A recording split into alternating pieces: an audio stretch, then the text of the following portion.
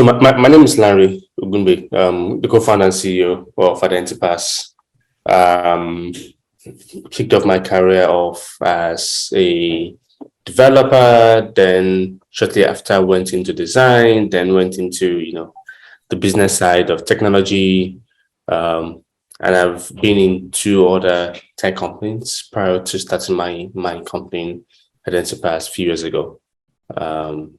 Yeah, that's like a short description about me. Except you want me to go into other more details. Are you talking to me? No, you. Thanks so much for that question. So IdentityPass, IdentityPass kicked off as a need for us as a company. So prior to now, we wanted to build a payment solution. That was the idea. We wanted to build a payment solution. And while we're building payment solution, we needed to do verification, right? I will try to reach out to few, people in the ecosystem around how verification works and all that. And somehow, none of them had the type of solution that we wanted to use. And so we decided to say, you know what, let's stop building this payment solution. Let's switch into building a verification company. And that was it. And from then on, and we just went on to start building the technology, connecting to the necessary government databases, getting approvals, getting licenses, and that was how we were able to, move into IdentityPass and launch out. Who am I? Do I really know? I think the market is, there's so many needs from identity theft. There's a huge identity theft issue in the market. There's so many people that will say, hey, I just saw a debit account. I just saw a debit to my account, or they use your details to go and open another account, either bank account or to collect loan. Then some loan providers are coming to meet you. So there's a huge identity theft issue in the country. Well, not even in the country, in the entire continent, in the region, generally. And so identity theft is a huge concern. The second concern is the fact that for many businesses, they need to remain compliant. And for you to remain compliant, you need to do KYC, which is know your business. Well, know your customers, then KYB, know your business, before you can, offer them products and services. And it's quite difficult. Sometimes if you're in a business and you have to, always look out for the compliance side of things. So that's something that we're solving.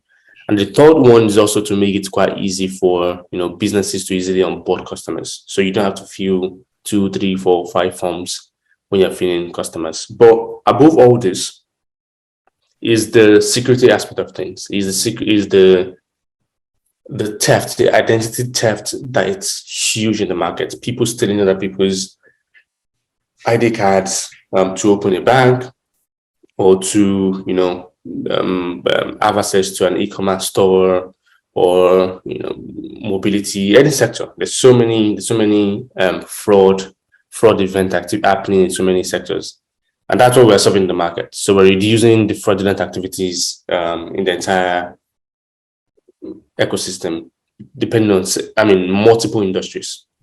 Really? Do I really care? It's always day one, in my opinion.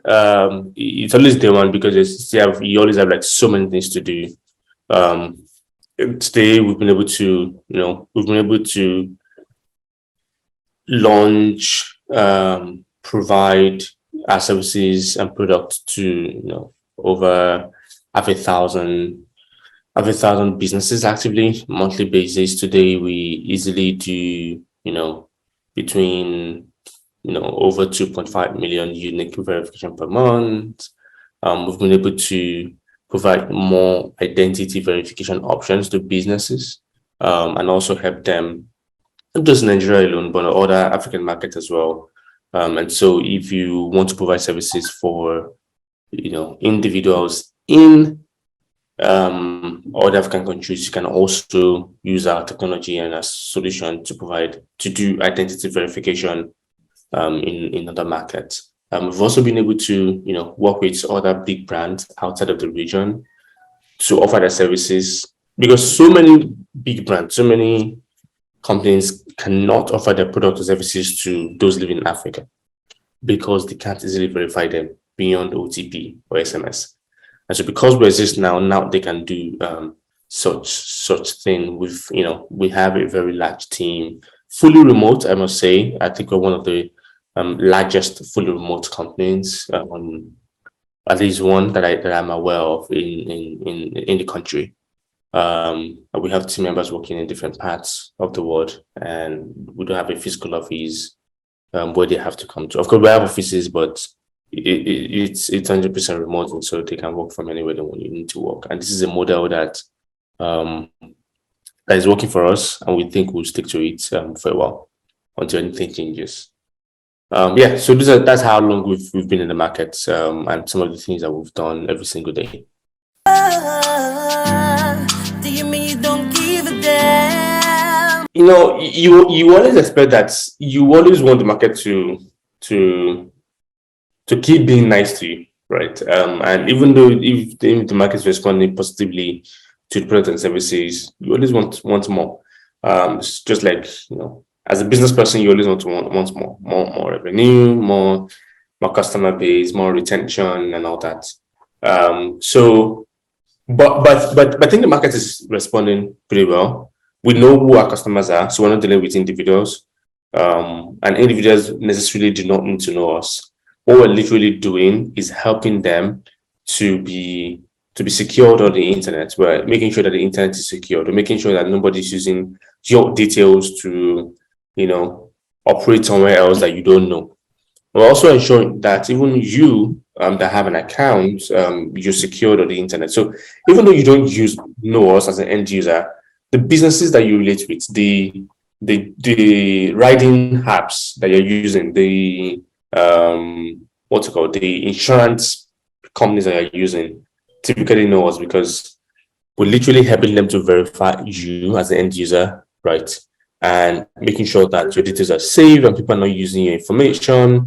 And from that perspective, I think the market has been pretty much responsive positively to us. We have good number of businesses that trust us and rely on our product and services before they can offer their own services to the end user. So yes, I think the market's reaction has been positive so far.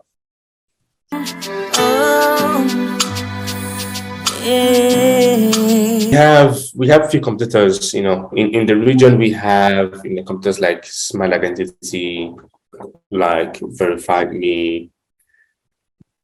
I would typically say the market is huge, and so we think everybody will have a fair share of the market share. The market is huge enough. There's so many transactions happening almost every single day in the region, in the country. There's so many new accounts being opened in different data insurance or mobility space or whatever space. And globally, we have people like Verif, which is a very good one, to IDME as well. These are like the very notable ones that I have on top of my head right now that operate both internationally and those ones. Though there's still other names, but these are like, if you like, there may be MetaMap as well. Yeah, MetaMap operates both locally and internationally as well. For us, how to remain relevant. For us, the goal for us is to understand more of our customers better than many competitors, right? And we try to see how we spend more time with our customers. We know what they want, we get their use cases, and we build a custom solution for that rather than building a generic solution, right? I will continue doing that. And so with that, we will keep remaining relevant as long as we listen more to our customers. That's the only thing for now we think we'll use. What's wait a minute? So far right now we've provided close to 40 well, I'm going to make this in indirect and direct. So for us as a company, right? The question is for us as a company, right? Yeah. Right. Okay. So for us as a company, so for instance, since we launched, we've provided, we have close to 40 staff strength that are currently working in the company. In the next 1 year, most likely that number will double. And so we would naturally expect that we will, in the next 3 years, we most likely that number will keep increasing by 50%. So in the next 2 years, it's most likely going to increase by 100%. So let's say by this same time next year, we should have a team, we should have a staff strength of 95 to 100 staff strength. And in another 1 year, in another 2 years, those numbers should probably increase by an average of 50% year on year. So if I look at it from a 4 years, 5 years perspective, I think we should literally would have provided close to 350 to 400 direct jobs that literally work with the company. And again, this is going to be a combination of we serving the businesses to we, successfully being backed by so many venture capitalists. Today we've been able to raise over $30.3 US, and hopefully, we're able to raise more funds, get more customers, and just being able to expand the market and hire as much as we can, as much as we need. Sorry. And so that's what the job projection looks like for us as a company. Shouldn't I care? Apart from the typical challenges that you face as a normal business person, if you're starting business in Nigeria, from regulatory standpoint to basic amenities and all that, the more critical challenge we're facing is sometimes finding the right talent that really understands the space we are playing in. So that's something. So that we spend a lot of time trying to find the right talent to work with us. Other than that, also is again being the fact that we work fully remote. That means that people don't have to wake up in the morning and walk to an office, and so people are in different time zones. People are in different cities and towns across the country. Managing such kind of team sometimes can be challenging. Even though it's rewarding based on the fact that it makes work productivity faster, at least from the statistics that we have. But it's also going to be challenging because, so many communication needs to happen. You need to have so many meetings almost every single day and all that. I think lastly, another challenge would be you're not sure that you don't sleep and wake up to a new regulation or some policy that will change every single direction of where you're going to, right? And I think that's almost similar to almost every business at our level, almost any tech company at our level, where policies, regulations just change almost every single day, and sometimes they can affect the direction of the company. Those are like the top challenges that we look into. With all these errands, do this, do that. Because we deal with data, and we work in a security space, right? Making sure that people are safe on the internet.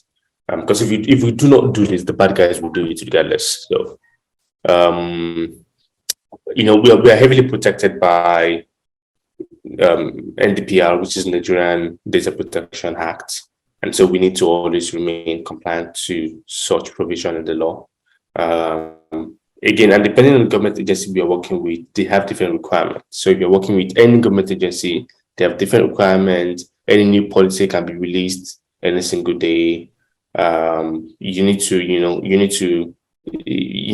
meet almost every single requirement that is in place. So let's say, for instance, if we are doing credit bureau verification, right, and before people provide loan, they want to check if you are credit worthy, right, and they use their product and services for that. We need to meet the credit bureau regulations to be able to provide such kind of service, right? And so if today they change any policy around that, then we also need to work with them, sit in the same table with them and discuss how we can make some changes, and this is the type of challenges that ordinary businesses face every single day, right? When you need to have your compliance team and they face this type of challenge every single day, what we're just doing is we're taking that headache away from them. We are the one that facing that headache. In return, they can now focus on running their business, spend more time running their business while we face these regulatory concerns. So there's so many, from data protections to each government agencies, policies and regulations to, the ease of doing business regulations that naturally occurs. Every day at home and outside, I hold a duty to self to care. I know why I'm. I think the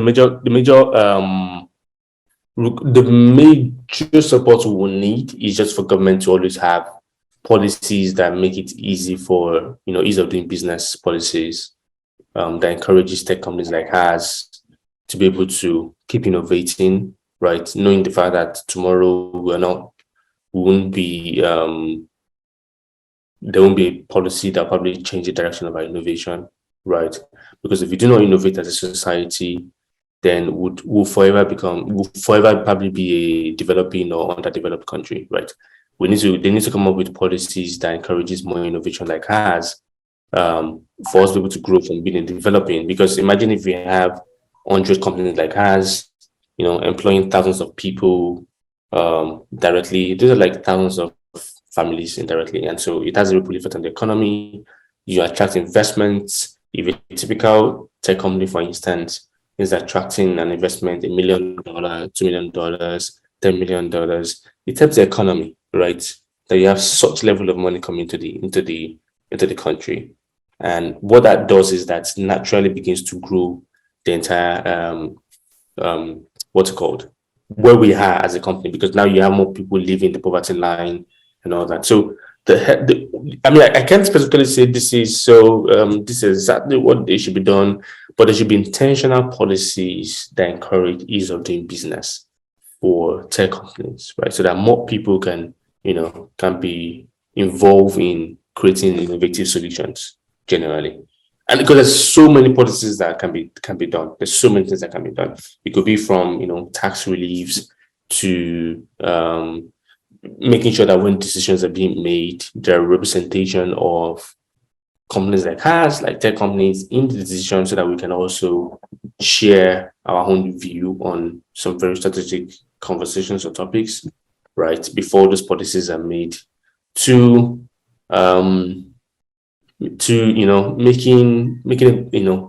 providing resources for individuals that want to kick off a company of theirs to have access to, right? And I know that there are a couple of resources, right? Maybe CBN or Bank of Industry have some level of credit facility and all that for small businesses or tech businesses. But the truth is, how easy is it for people to access it, right? So if you have the resources, you need to make it super easy for people to be able to access it. If I need to go through a lot of process, I have to know somebody that knows somebody, and it's not straightforward, then it's just, it affects the entire willingness to even access it. So, but if they can make it super easy, if you want to access a credit facility from CBN or anything, just go online, make the application super easy, and if you're awarded, you get your credit facility or whatever it is. So these are kind of things that I think the government may have to put in place to encourage more innovations in the country. Here, why I'm here.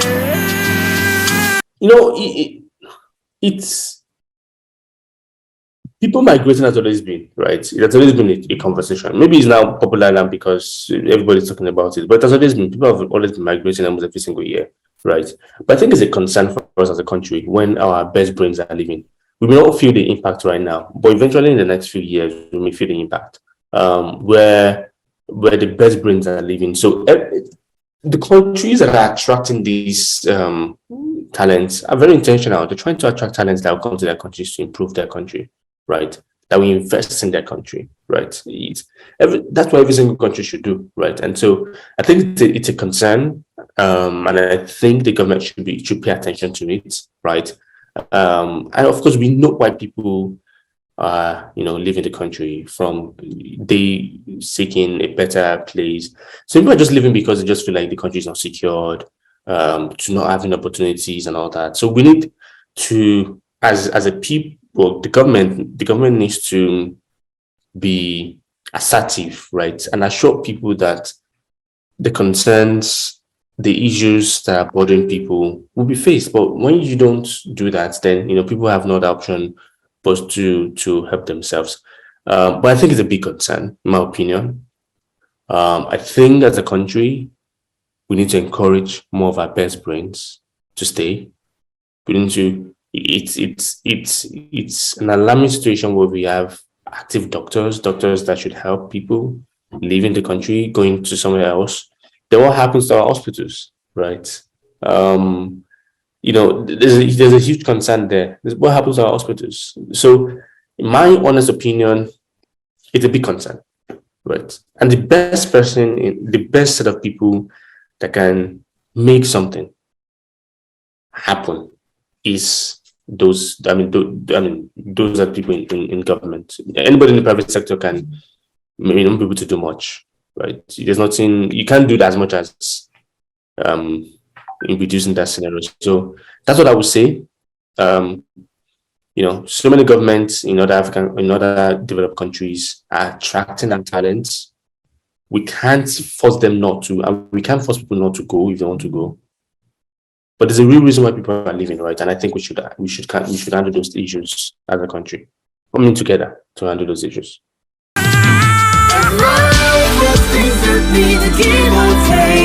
As long as the policies and the policies are good, as long as the policies encourages the business to grow, of course, would always be a Nigerian company.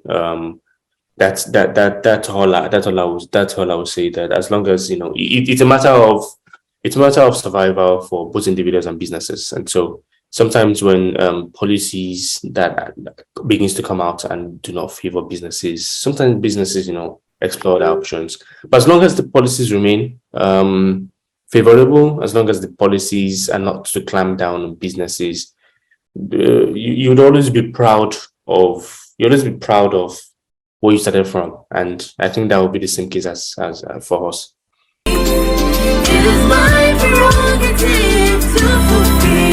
That motivates me. I think seeing the impact that I make kind of motivates me. Seeing the fact that what we do affects the ordinary person, because of what we do, we now have more people can now have access to a couple of services, right? Because of what we do, we are stopping so many people from being defrauded. Because of what we do, we are stopping people we're stopping people from stealing other people's identity and using it for the fraudulent activities and all that. That alone is a motivation. The fact that we are helping millions of people every single day, right, is a huge motivation. That's the thing for me. For role model, unfortunately, I do not have one. I don't have one. I know there's a typical, everybody has, but I don't have one. I don't have a role model.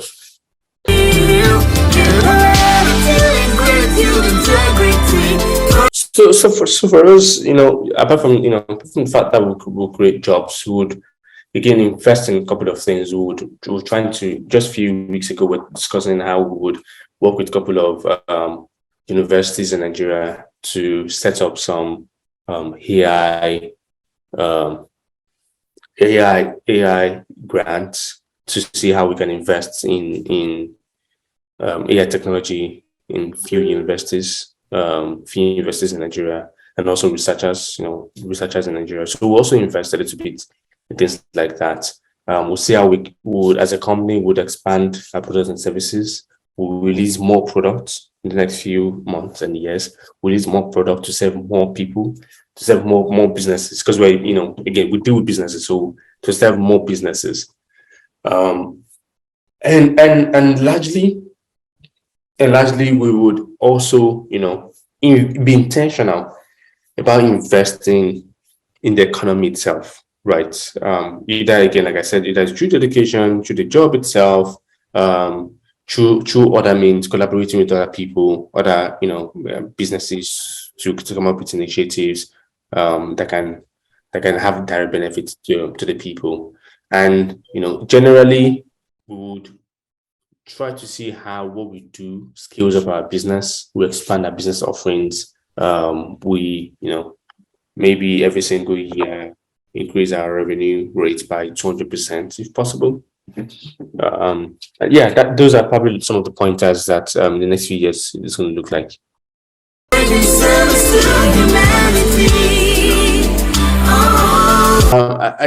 One of the things I would say is try to, one of the things I would say is that be dogged in whatever you want to do, right? Usually when you kick off an idea, it's not always straightforward. And sometimes you don't have it figured out, right? Sometimes don't wait before you have it all 100% figured out before you kick off the idea that you have in your head, right? If you have an idea and you have a strong conviction about it,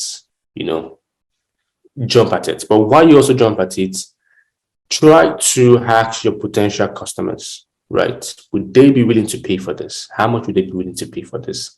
Those critical information are important.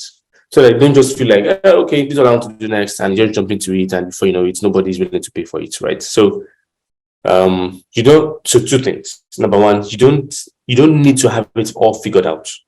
Number one. Then number two is you must ask your potential customers if they're willing to pay for this. If you have 1, 2, 3, 4, 5 people saying, yes, I'll pay for this, right? Go ahead and launch your idea. It's my life. It's my life. There's something really wrong with my generation. I'll be too young to leave. Yeah, in some opinions we are lazy, doors are clueless, timid and coward. Not measuring up to the good old days. Like yesterday's ingenuity of Isaac Newton, Albert Einstein. And Thomas Edison that shaped today.